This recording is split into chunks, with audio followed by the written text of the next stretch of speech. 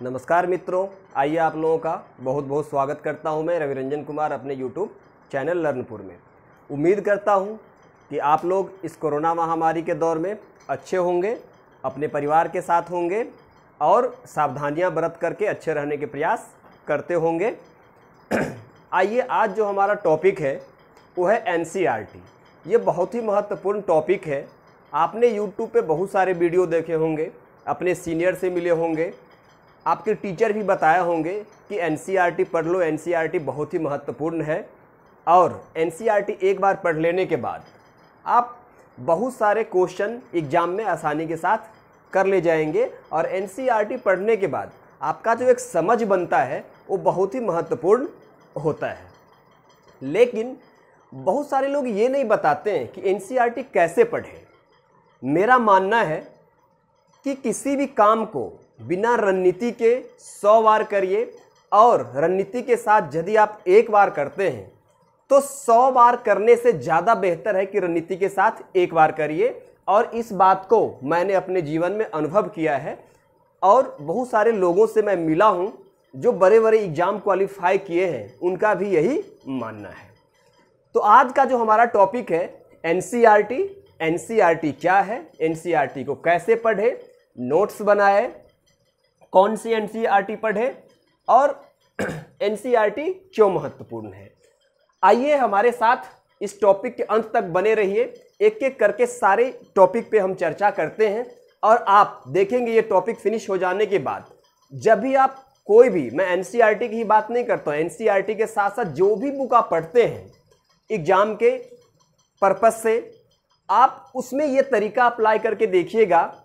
आप जो है ना पाएंगे कि आप पहले जितने भी बार पढ़ चुके हो उससे बेहतर स्थिति में आप होंगे। ये मेरा आपसे वादा है। तो आइए मेरे साथ बने रहिए। एक बात और, यदि हमारे चैनल पे आप नए हो तो प्लीज़ इसे लाइक, सब्सक्राइब और शेयर करना नहीं भूलिएगा, क्योंकि जब भी मैं इस तरह का कोई वीडियो बनाऊं तो उसका नोटिफिकेशन सबसे पहले आपको मिले। आइए शुरू करते हैं। सबसे पहले कि NCERT होता क्या है।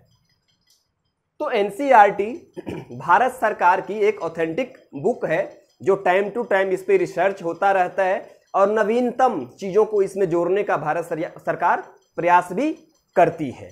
अब आप जानते हैं कि आप जब भी कोई पेपर देते हैं तो उसमें कोई भी डाटा या कोई भी कंसेप्ट पूछी जाती है तो बिल्कुल नवीनतम विचारधारा पे या नवीनतम आंकड़ा पे आधारित होता है।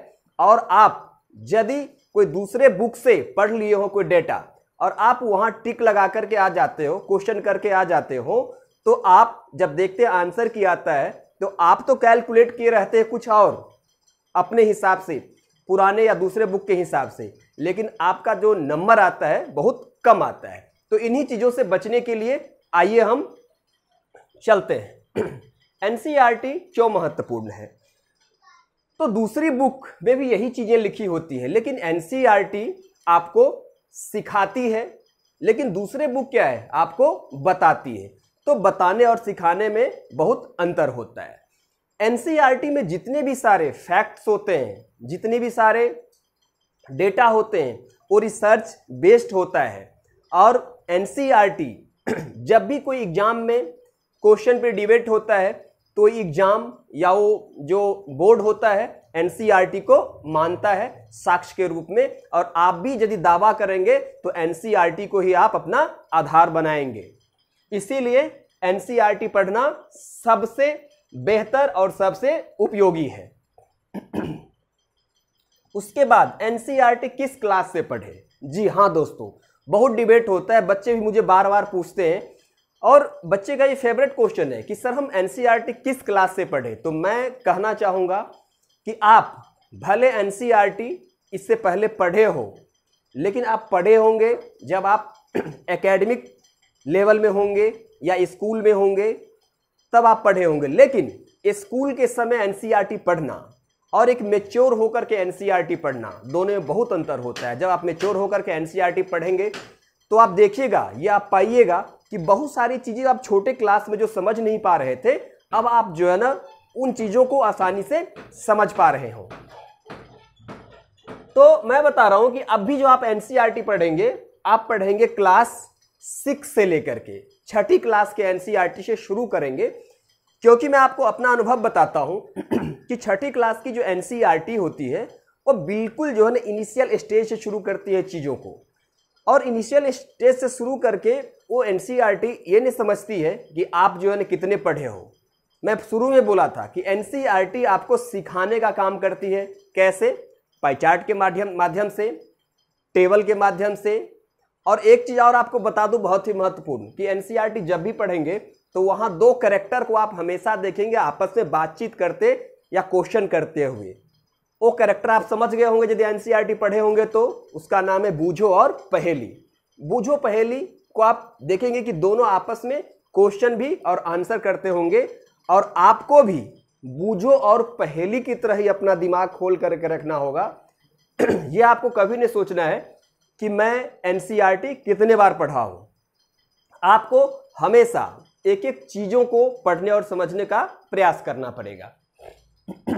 तो आप छठी क्लास 6 स्टैंडर्ड से शुरू करिए, और कहां तक पढ़ना है आपको? 6 to 12th स्टैंडर्ड तक पढ़ना है एनसीईआरटी। यदि आप 6 to 12th स्टैंडर्ड तक की एनसीईआरटी पढ़ लेते हैं तो आपका एक आधार बन जाता है, और इस आधार के माध्यम से आपका जो एक चेतना होता है, और चेतना में चीजें रच बस जाती है। फिर आप कोई भी क्वेश्चन पूछा जाए, भले आपको एग्जाम्पल स्वरूप हिमालय से क्वेश्चन पूछा जाए, तो आप जो देखिएगा एनसीईआरटी की बुक में हिमालय की जो कंसेप्ट है, हिमालय के जो बारे में छोटी छोटी चीजें हैं, सब कुछ को कवर वहां किया गया है। तो आप हिमालय से पूरी तरीके से अवगत हो जाएंगे। फिर हिमालय की ऊंचाई से हो, हिमालय की अवस्थिति से हो, हिमालय की फैलाव से हो, टोटल क्वेश्चन आप निश्चित रूप से कर ले जाएंगे। तो आपको एनसीईआरटी जो पढ़ना है 6 to 12th पढ़ना है। उसके बाद कौन सी एनसीईआरटी पढ़े, ये भी बहुत कंफ्यूजन वाली क्वेश्चन है। तो मैं आपको सीधे शब्दों में कहूंगा कि आप जब भी एनसीईआरटी पढ़िए तो नई एडिशन और नई वाली एनसीईआरटी पढ़िए। इसके पीछे कारण क्या है? क्योंकि जो भी एग्जाम में क्वेश्चन आते हैं वो आपको नए एनसीईआरटी से क्वेश्चन आते हैं, और नए एनसीईआरटी के डेटा से क्वेश्चन आते हैं।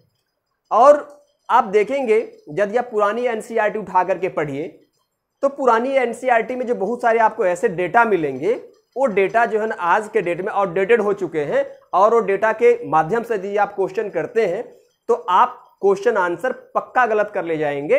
इसीलिए बहुत सारे लोगों का ये कहना है कि ओल्ड पढ़ लो, लेकिन मैं आपको बता रहा हूं विश्वास के साथ कि आप जब भी एनसीईआरटी पढ़िए तो आप नई एनसीईआरटी पढ़िए, क्योंकि उसमें जो डेटा दिया गया है, जो नए नए रिसर्च हुई है, वो सब जो है ना एक नवीन कंसेप्ट पर आधारित है। तो इसमें कोई कंफ्यूजन नहीं होनी चाहिए। आप जो है ना न्यू एनसीईआरटी पढ़ेंगे। आगे आइए, अब होता है कि नोट्स बनाए या नहीं बनाए। ये देखिए, इसमें जो है ना अपना अपना सबका अलग अलग मत हो सकता है, क्योंकि आप देखेंगे कि 2-3 साल पहले अर्तिका शुक्ला नाम की एक लड़की सिविल सर्विसेज क्वालिफाई की थी, और थ्रू आउट उसका ऑल ओवर इंडिया में 4th रैंक था। उन्होंने बताई थी कि मैंने कभी नोट्स नहीं बनाया। अब नोट्स नहीं बनाया तो बता रही थी कि मैं बुक में अंडरलाइन कर लेती थी, और नोट्स बनाने में टाइम भी जाता है, तो मैं क्या करती थी कि बुक को ही रिवीजन कर लेती थी। लेकिन मेरा ये मानना है, आप इसको अपनी कंसेप्ट नहीं बनाइएगा। मेरा मानना है कि यदि आप अपने हाथों से नोट्स बनाते हैं तो रिवीजन करते समय आपको 1/4 टाइम जो है ना कम लगता है, और आप तुरंत फटाफट रिवीजन कर सकते हैं। आप बताइए कि पूरे एनसीईआरटी आपको ज्योग्राफी का रिवीजन करना है, आप क्लास 6 स्टैंडर्ड से लेकर के 12th तक एक साथ रखेंगे, या कहीं आप यात्रा कर रहे हैं उस दरमियान आपको रिवीजन करना है, तो आप कैसे रिवीजन करेंगे?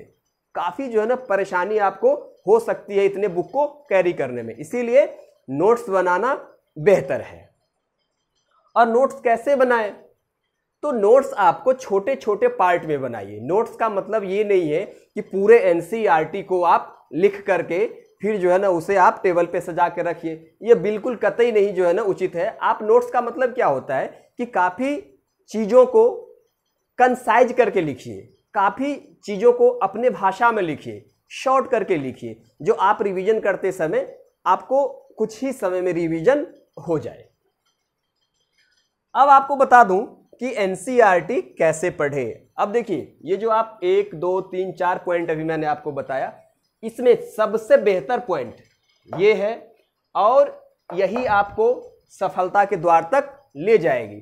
तो अब हम देखते हैं कि एनसीईआरटी कैसे पढ़े।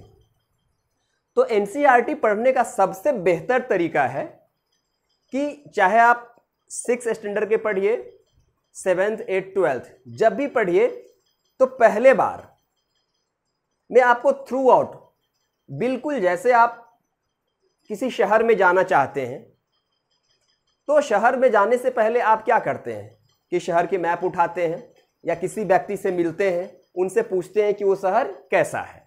तो पहले आप जो फर्स्ट रीडिंग देते हैं एनसीईआरटी को, थ्रू आउट एक बार में पूरे बुक जो है ना पढ़ करके निकल जाइए। चाहे 4 चैप्टर पढ़ना चाहते हैं एक दिन में, 5 चैप्टर 6 चैप्टर पढ़ते हुए निकल जाइए। आपको अंडरलाइन भी नहीं करना है, कुछ भी नहीं करना है, बिल्कुल आप थ्रू आउट पढ़ते हुए निकल जाइए। अब आप जब सेकेंड टाइम पढ़ेंगे, सेकेंड टाइम जब भी पढ़ेंगे तो थोड़ा स्लो कर दीजिए और अंडरलाइन भी करिए, स्लो भी हो जाइए। और जो चैप्टर के लास्ट में जो क्वेश्चन दिया हुआ है या चैप्टर में जो डायग्राम दिया हुआ है, मैप्स दिया हुआ है, टेबल दिया हुआ है, उसको आप ध्यान से देखिए। और जब तक आप पूरी तरीके से उन चीज़ों को समझ नहीं लेते हैं तब तक आप दूसरे चैप्टर में नहीं जाइए। होगा क्या कि ऐसे में जब आप एक चैप्टर फिनिश करते हैं और आप बैठ करके मनन करिएगा, चिंतन करिएगा और सोचने समझने की कोशिश करिएगा कि आपको लगेगा कि नहीं, उस चैप्टर का आपका कम से कम 90% चीज़ें आपकी अपनी हो चुकी है। दूसरी बात कि जब चैप्टर की 90% चीज़ें अपनी हो चुकी होगी आपकी, तो आप क्या करेंगे, जब भी जो है ना क्वेश्चन पेपर उल्टाएंगे उसी चैप्टर का, तो आप देखेंगे जैसे ही क्वेश्चन उल्टाएंगे तो फटाफट आपके दिमाग में आ जाएगी नहीं, इसका आंसर ये, इसका आंसर ये, इसका आंसर कैसे हम लिख सकते हैं। तो यही आपको नहीं छोड़ना है, आपको क्वेश्चन करके भी देखना है। अब ऐसा मैं इस आधार पे कह रहा हूं कि हाँ, इस तरह से करने में आपको भले साल भर लग जाएंगे, लेकिन यदि आप इस तरह से एक बार एनसीईआरटी को या किसी बुक को पढ़ लेते हैं तो आपको दोबारा उस बुक को सिर्फ रिवीजन करने की जरूरत होगी, उस स्तर पे जाकर के पढ़ने की जरूरत नहीं होगी। और अधिकतर लोग यही गलती करते हैं कि बस पढ़ लेते हैं, पढ़ देते हैं, लेकिन वह चीज़ों को अपना कभी नहीं बना पाते हैं और इस तरह से कभी वह नहीं पढ़ पाते, इसीलिए बार बार उसे उन चीज़ों को पढ़ना पड़ता है। अब एक चीज़ आपको और बता दूं कि एनसीईआरटी को थर्ड टाइम जब आप पढ़ेंगे तो थर्ड टाइम भी आपको क्या करना है, जैसे आप पहले बार पढ़े थे थ्रू आउट, जितने भी आपको 2 चैप्टर पढ़ना है, 3 चैप्टर पढ़ना है, वैसे अब आप पढ़िए। हाँ, ये पढ़ने के बाद आप पेपर भी पढ़िए, न्यूज़पेपर। और न्यूज़पेपर में जब भी आप कोई न्यूज़ देखते हैं कि चलिए ठीक है, फ्लड से संबंधित या भूकंप से संबंधित कोई न्यूज़ आती है, तो आप अपने आधार पे उसको एनालाइज करने की कोशिश करिए कि भूकंप के बारे में आप सब कुछ समझ पाते हैं कि नहीं, कि उसका सेंटर क्या होता है, कितने तरह की तरंगे होती है, पी तरंगे क्या है, एस तरंगे क्या है। यदि आप समझ लेते हैं तो ठीक है ना, तो तुरंत एनसीईआरटी को खोलिए और फिर उस चीज़ को जो है ना रिवाइज करिए और फिर आगे बढ़ने की कोशिश करिए। तो मुझे लग रहा है कि ये जो तरीका मैंने आपको बताया, यदि आप इस तरीके से अध्ययन करते हैं तो मैं आपको विश्वास दिलाता हूं कि आपको 2 बार 3 बार 4 बार पढ़ने की जरूरत नहीं पड़ेगी और सफलता के द्वार को आप निश्चित रूप से पाएंगे। और चलिए, इस वीडियो को खत्म करने से पहले आपको मैं शुभकामना देता हूं कि आप अच्छे से पढ़ेंगे और एग्जाम में सफलता भी प्राप्त करेंगे।